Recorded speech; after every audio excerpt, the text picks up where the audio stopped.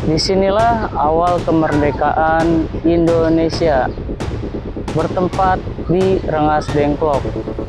Ini adalah saksi bukti nyata kemerdekaan Indonesia, di mana Presiden Republik Indonesia yang pertama, Insinyur Soekarno dan Muhammad Hatta, dibawa ke Rengas Dengklok.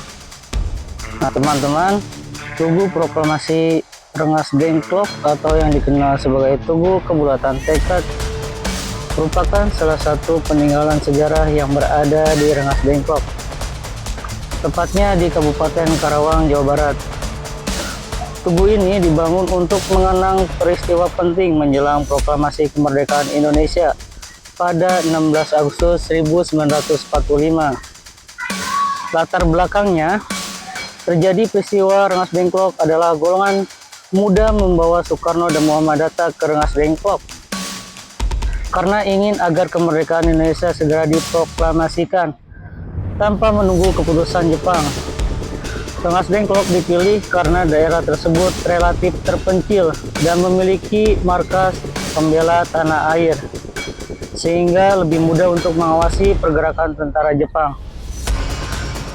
Nah, teman-teman, di Rengas Dengklok ini, Soekarno dan Muhammad Hatta sempat ditempatkan di markas peta sebelum kemudian dipindahkan ke rumah milik Ji Kisong.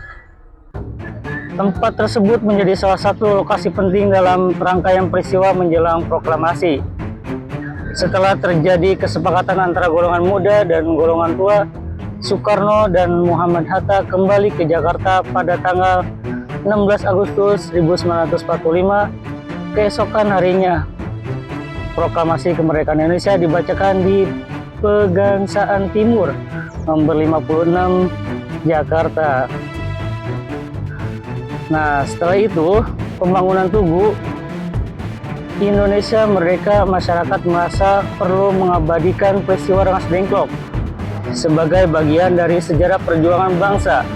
Pada tahun 1950 dibangunlah Tugu Kebulatan Tekad di lokasi yang sebelumnya berkaitan dengan markas peta. Tugu tersebut kemudian diresmikan pada tanggal 17 Agustus 1950 bertepatan dengan peringatan 5 tahun kemerdekaan Indonesia.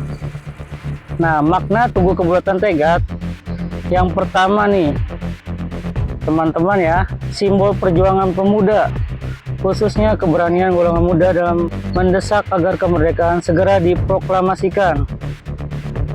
Yang kedua, simbol persatuan karena perjuangan kemerdekaan akhirnya mempertemukan gagasan golongan muda dan golongan tua. Yang ketiga, peristiwa Rengas Dengklok pada tanggal 16 Agustus 1945.